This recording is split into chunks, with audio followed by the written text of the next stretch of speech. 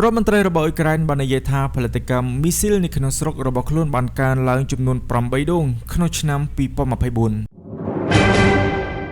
រដ្ឋមន្ត្រីក្រសួងឧស្សាហកម្មយុទ្ធសាស្ត្ររបស់អ៊ុយក្រែនបាននិយាយថាខ្លួនបានបង្កើននៅការផលិតអាវុធយ៉ាងច្រើននៅក្នុងរយៈពេល1ឆ្នាំកន្លងមកនេះហើយកំពុងប្រើប្រាស់នៅកម្មជ្រួចផ្លោងរួមទាំងមីស៊ីលដែលផលិតនៅក្នុងស្រុកជារៀងរាល់ខែនៅអសន្និសិទសង្ខេបមួយដែលប្រារព្ធនៅទិវា Gunsmith Day របស់អ៊ុយក្រែនរដ្ឋមន្ត្រីក្រសួងឧស្សាហកម្មយុទ្ធសាស្ត្រលោក Herman Smetana បាននិយាយថាប្រទេសរបស់ខ្លួនបានបង្កើនការផលិតកម្មជ្រួចគ្រោះ8ដងនៅក្នុងឆ្នាំ2024បើធៀបទៅនឹងឆ្នាំមុនលោកបានគូបញ្ជាក់អំពីការរីកចម្រើនចាប់តាំងពីឆ្នាំ2022នៅពេលដែលអ៊ុយក្រែនអាចផលិតកម្មជ្រួចនាវាមួយប្រភេទនោះគឺប្រភេទ Neptune លោក Smetana បាននិយាយថាកាលពីឆ្នាំមុនយើងបានណែនាំនៅ model ថ្មីជាច្រើនដែលអនុញ្ញាតឲ្យយើងបានបង្កើននៅផលិតកម្ម8ដងបើប្រៀបធៀបទៅនឹងឆ្នាំ2023យ៉ាងណាមិញអ៊ុយក្រែនក៏បានបង្កើននៅការផលិតយន្តហោះគ្មានមនុស្សបានរយៈចម្ងាយឆ្ងាយរបស់ខ្លួនលើសពី2ដងក្នុងឆ្នាំ2024បើធៀបទៅនឹងឆ្នាំមុនដែលកើនឡើងជា22ដងបើធៀបទៅនឹងឆ្នាំ2022សរុបមកអាវុធប្រភេទថ្មីចំនួន324ត្រូវបានបង្កើតឡើងក្នុងប្រទេសអ៊ុយក្រែននៅចុងឆ្នាំ2024លោកស្មេតានីនបាននិយាយថាអ៊ុយក្រែនបានផលិតសភាវុធដែលមានតម្លៃ$9,000 លានក្នុងឆ្នាំ2024ហើយឧស្សាហកម្មការពារជាតិកំពុងឈានទៅដល់ជិត4ដងនៃចំនួននោះនៅចុងឆ្នាំ2025លោកបាននិយាយថាយើងបានព្យាករណ៍ពីកំណើននៅឆ្នាំនេះនៅចុងឆ្នាំ2025យើងនឹងមានសមត្ថភាពផលិតឧបករណ៍យោធាដែលមានតម្លៃ$35,000 លាននៅក្នុងស្រុកយ៉ាងណាមិញទីប្រឹក្សាប្រធានាធិបតីលោក Alexander Kamyshin បានបន្ថែមថាអ៊ុយក្រែនឥឡូវនេះអាចប្រកួតប្រជែងនឹងកងកម្លាំងប្រដាប់អាវុធរបស់ខ្លួនជាមួយនឹងទំនិញយោធាដែលចាំបាច់ស្ទើរតែពេញលេញលោក Kamyshin បាននិយាយថាសប្តាហ៍ថ្ងៃនេះយោងទៅតាមការប៉ាន់ប្រមាណផ្សេងៗខ្ទង់ 30% ទៅ 40% នៃអ្វីដែលកងទ័ពរបស់យើងប្រើប្រាស់នៅតំបន់ជួរមុខគឺធ្វើឡើងនៅក្នុងប្រទេសអ៊ុយក្រែនវាមិនត្រឹមតែនិយាយអំពីសង្គ្រាមប៉ុណ្ណោះទេវាក៏ជាការប៉ាន់ប្រមាណអំពីសេដ្ឋកិច្ចរបស់យើងផងដែរគិតត្រឹមឆ្នាំមុនការផលិតអាវុធការពារជាតិបានបង្កើតចំណែកដ៏សំខាន់នៃផលិតផលក្នុងស្រុកសរុបរបស់យើងបន្ទាប់ពីជ័យជំនះរបស់យើងខ្ញុំមានទំនុកចិត្តថាយើងនឹងនាំចេញនូវអាវុធដែលផលិតដោយអ៊ុយក្រែនទៅកាន់ពិភពលោកយ៉ាងណាមិញក៏បញ្ជាក់ឲ្យដឹងថាអ៊ុយក្រែនបានកំពុងអភិវឌ្ឍឧស្សាហកម្មសភាវុធនៅក្នុងស្រុករបស់ខ្លួនយ៉ាងឆាប់រហ័សចាប់តាំងពីមានការឈ្លានពានពេញលក្ខណៈរបស់រុស្ស៊ីក្នុងខែកុម្ភៈឆ្នាំ2022ក្នុងខែធ្នូឆ្នាំ2024កន្លងទៅប្រធានាធិបតីលោក Volodymyr Zelensky បាននិយាយថា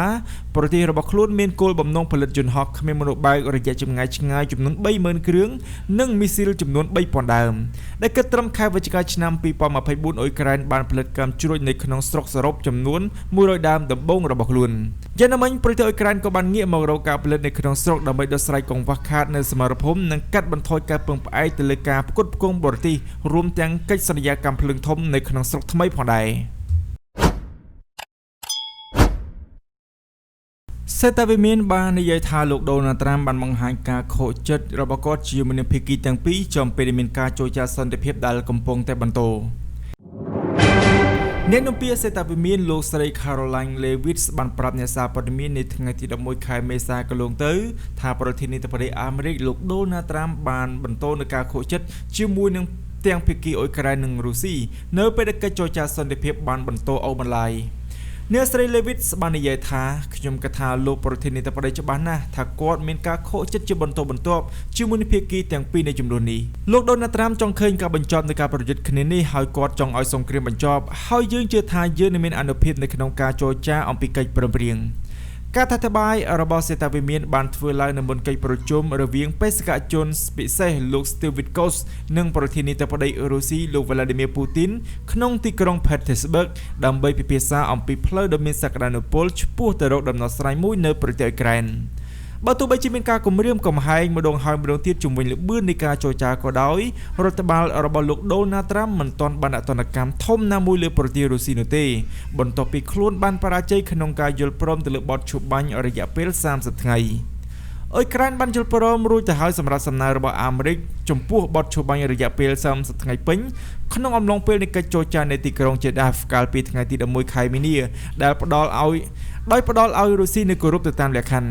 ជានៅទីក្រុងមូស្គូបានច្រានចោលនៅកិច្ចព្រមព្រៀងនេះលុះត្រាតែវារួមបញ្ចូលនៅលក្ខខណ្ឌដែលធ្វើឲ្យខូចទៅដល់ការការពាររបស់អ៊ុយក្រែនពលគឺការបញ្ឈប់ទាំងស្រុងទៅលើជំនួយយោធាបរទេសផ្ទុយទៅវិញអ៊ុយក្រែនរុស្ស៊ីនិងអាមេរិកបានព្រមព្រៀងគ្នាកាលពីថ្ងៃទី25ខែមីនាដើម្បីបញ្ឈប់ការវាយប្រហារមកលើហេដ្ឋារចនាសម្ព័ន្ធថាមពលនិងការប្រយុទ្ធគ្នានៅសមុទ្រខ្មៅទ ួជាចំណាក៏ដោយវាមានកម្លាំងបានរារាំងនៅបតឈូបាញ់មួយផ្នែកផងដែរដោយបាននិយាយថាបតឈូបាញ់នៅសមុទ្រខ្មៅនឹងចូលជាធរមានភ្លាមលុះត្រាតែទណ្ឌកម្មមួយចំនួនប្រឆាំងទៅនឹងប្រទេសរុស្ស៊ីត្រូវបានដូចចេញប្រទេសរុស្ស៊ីនិងអ៊ុយក្រែនក៏បានចោទប្រកាន់គ្នាទៅវិញទៅមកអំពីបទរំលោភទៅលើការហាមឃាត់ការធ្វើប្រតិបត្តិការមកលើហេដ្ឋារចនាសម្ព័ន្ធថាមពលនៅព្រឹកព្រលឹមថ្ងៃទី11ខែមេសាលោកដូណាល់ត្រាំបាននិយាយថារុស្ស៊ីត្រូវតែផ្លាស់ប្ដូរដើម្បីបញ្ចប់សង្គ្រាមរបស់ខ្លួនប្រឆាំងនឹងអ៊ុយក្រែនដែលបាននិយាយនៅលើបណ្ដាញសង្គមត្រាសសររបស់គាត់លោកដូណាល់ត្រាំបាននិយាយថារុស្ស៊ីត្រូវតែផ្លាស់ប្ដូរមនុស្សជាច្រើនកំពុងតែស្លាប់រាប់ពាន់នាក់នៅក្នុងរយៈពេលមួយសប្តាហ៍នៅក្នុងសង្គ្រាមដ៏អាក្រក់និងគ្មានន័យដែលជាសង្គ្រាមមិនគួរនឹងកើតឡើងហើយនឹងមិនកើតឡើងប្រសិនបើខ្ញុំជាប្រធានាធិបតីជាដំណឹងនៅក្នុងរយៈពេលប្រមាណថ្ងៃថ្មីនេះប្រធានាធិបតីអាមេរិកបានជំរុញជាថ្មីនៅបទឈូបាញ់យោងទៅតាមប្រភពពី Azos បានរាយការណ៍នៅថ្ងៃទី11ខែមេសាដោយដកស្រង់ប្រភពដែលមិនបញ្ចេញឈ្មោះថាលោកដូណាល់ត្រាំអាចនឹងដាក់ទណ្ឌកម្មបន្ថែមទៅលើប្រទេសរុស្ស៊ីប្រសិនបើបទឈូបាញ់ជាមួយអ៊ុយក្រែនមិនត្រូវបានសម្រេចនៅចុងខែមេសារដ្ឋមន្ត្រីការបរទេសរបស់អ៊ុយក្រែនលោក Andriy Sybiha បាននិយាយកាលពីថ្ងៃទី11ខែមេសាថាចាប់តាំងពីទីក្រុងគៀវនិងទីក្រុង Washington បានព្រមព្រៀងគ្នាលើបទឈូបាញ់មួយប្រទេសរុស្ស៊ីបានបាញ់ជាមួយនឹងមីស៊ីលចំនួន70គ្រាប់យន្តហោះគ្មានមនុស្សបោកប្រភេទ Zahid ចំនួន2200គ្រឿងនិងគ្រាប់បែកតាមអាកាសចំនួន6000គ្រាប់មកលើប្រទេសអ៊ុយក្រែន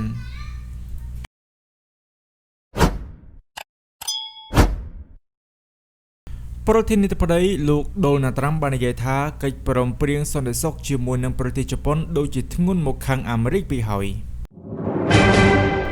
ថ្លែងប្រាប់ទៅកាន់អ្នកសារព័ត៌មាននៅឯកិច្ចប្រជុំគណៈរដ្ឋមន្ត្រីកាលពីថ្ងៃសុក្រទី11ខែមេសាឆ្នាំ2025កន្លងទៅប្រមុខសេដ្ឋវិមានលោកដូណាល់ត្រាំបានត្អូញត្អែចំពោះកិច្ចព្រមព្រៀងសន្តិសុខរវាងអាមេរិកនិងជប៉ុនដែលបាននិយាយថាវាដូចជាធ្ងន់មកខាងទីក្រុង Washington ពេកហើយ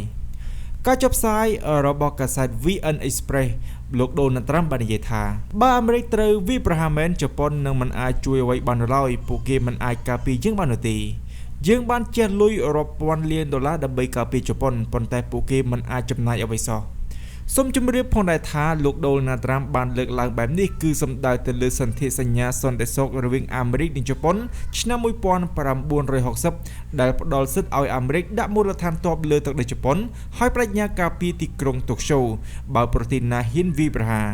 នៅក្រោមកិច្ចព្រមព្រៀងនេះអាមេរិកបានដាក់ទាហានជាង 50,000 នាក់នៅក្នុងប្រទេសជប៉ុនច្រើនជាងប្រទេសណាទាំងអស់បើទោះបីជាយ៉ាងណាក៏ដោយភាគីជប៉ុនមិនទាន់ចេញមុខនិយាយអ្វីពាក់ព័ន្ធទៅនឹងការលើកឡើងរបស់លោកដូណាល់ត្រាំនោះទេរឿងនេះទៀតសោតបានកាត់ឡើងស្របពេលដែលភាគីទាំងពីរបានត្រៀមខ្លួនចូលចារគ្នាទៅលើកិច្ចព្រមព្រៀងរឿងពន្ធក្នុងចំណោមដៃគូធំដែលមានអនុភាពពាណិជ្ជកម្មជាមួយអាមេរិកជប៉ុនគឺជាប្រទេសទី1នៅក្នុងបញ្ជីចូលចារខណៈដែលទីក្រុងតូក្យូកំពុងពិចារណាបញ្ជូនក្រុមចូលចារទៅកាន់ទីក្រុង Washington នាដើមសប្តាហ៍ក្រោយនេះ